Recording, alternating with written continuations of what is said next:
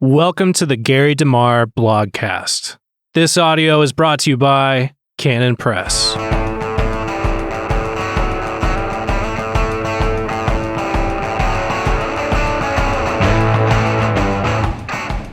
Welcome to the Gary DeMar blogcast. Today's entry is titled Taxation, Theft, and the Sin of Envy.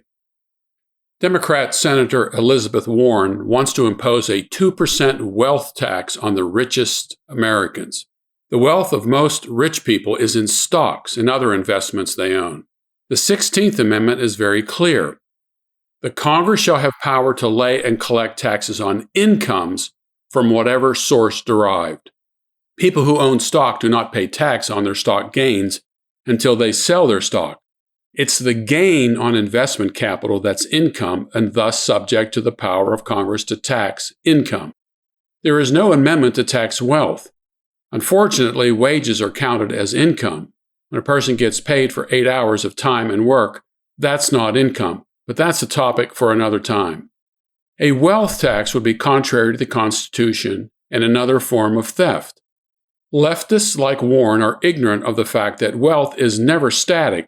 It's being invested in tens of thousands of new business ventures every year. That seemingly stagnant wealth is constantly moving and helping to build the economy that results in new jobs for everyone. Taxing the super wealthy will appeal to millions of people, but they do not have the right to other people's money, no matter how much they believe that such a tax would be the right thing to do. And voters don't have the right to empower a majority of 535 members of Congress to do it for them.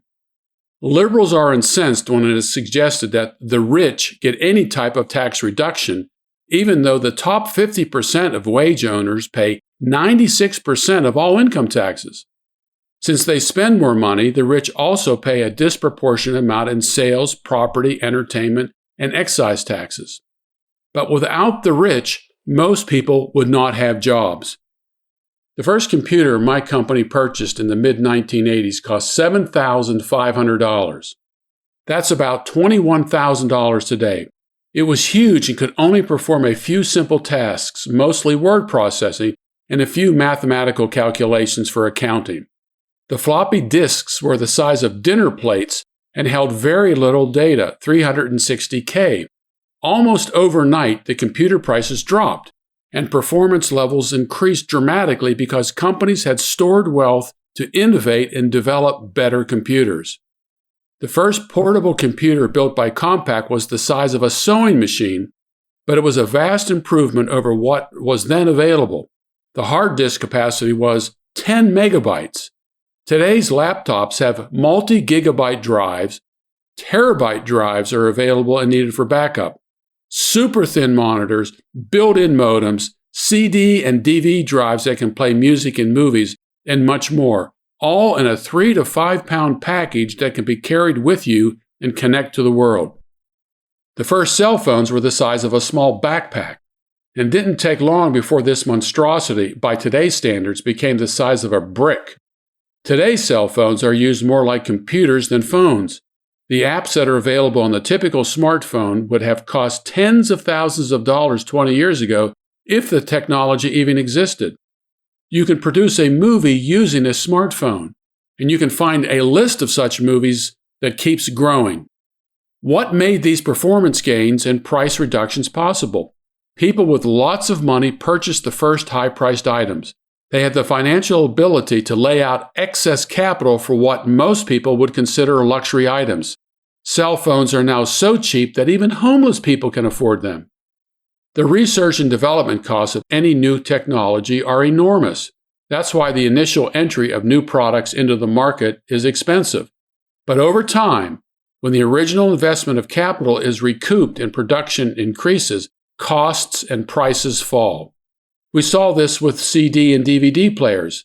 Today, music can be purchased online and stored on a device that can hold tens of thousands of songs. People with money made these leaps in technology and price reduction possible. Slamming the rich by contending that they should pay more in taxes to equalize income is the sin of envy. Envy is not the same as jealousy or covetousness. The covetous person says, "I wish I had what he has, and I'm miserable that I don't have it." Envy is vastly different and even more destructive. Here is how the envier reasons. I'd like to have what he has, but I know I can never get it. Nobody should be allowed to have it, or at least that much of it. If I can't have it, neither should anyone else.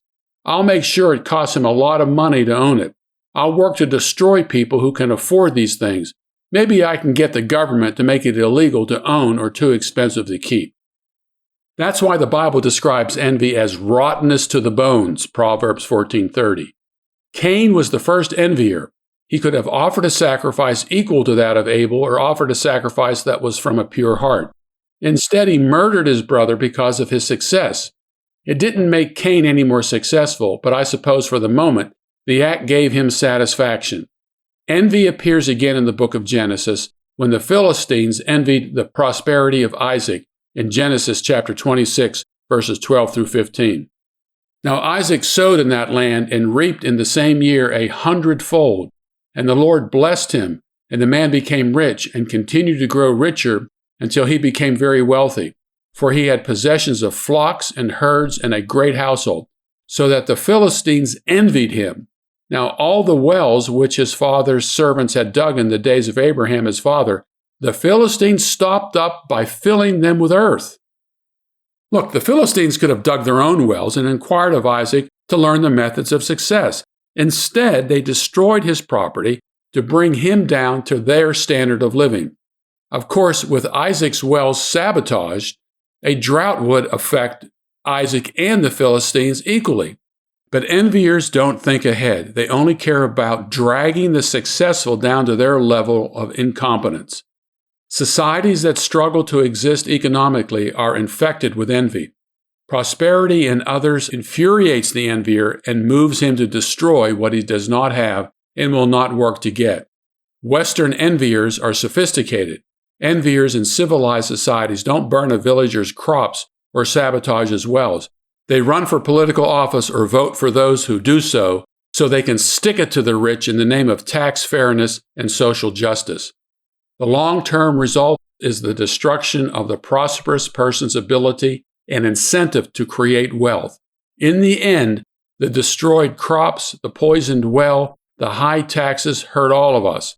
With no discretionary capital, there is no one to buy those initially expensive goods that make life easier for all of us. So instead of envying the rich, thank him and work to be like him. Modern-day economic theory feeds off the sin of envy. The first step is to promise the citizenry that they will get some of the largesse of the rich. When that only goes so far, legislators will make it more difficult for the prosperous to remain prosperous. Obstacles will be put up to stifle their success, all in the name of equality, all in the name of fairness. We've seen it happen before.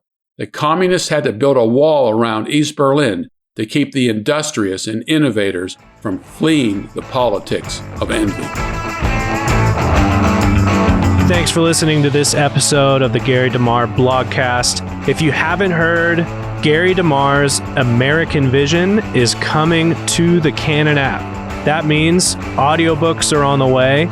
Audio and video content are already found in the app, so if you don't have the Canon app yet, go to the app store of your choice, download it, and subscribe to get not only everything that Canon Press is up to, but also classics from the American Vision store.